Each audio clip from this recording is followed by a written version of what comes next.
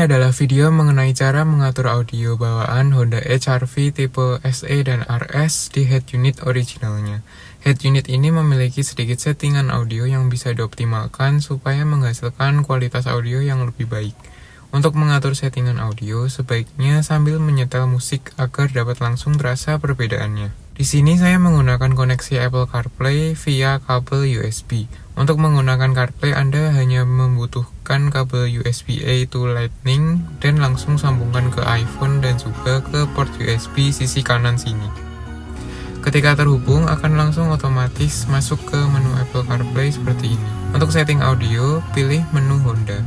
Kemudian masuk ke pengaturan audio, atur bass dan treble di sini, sesuaikan dengan genre lagu yang sering Anda dengar. Jika Anda bingung, bisa mengikuti settingan saya seperti ini. Kecepatan sensitif saya biarkan default karena tidak langsung berpengaruh ke kualitas suaranya. Untuk DSP, bisa coba satu persatu.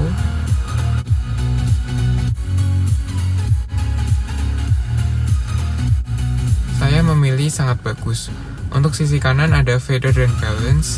Biarkan titiknya tetap di tengah default seperti ini. Sudah selesai dan kembali.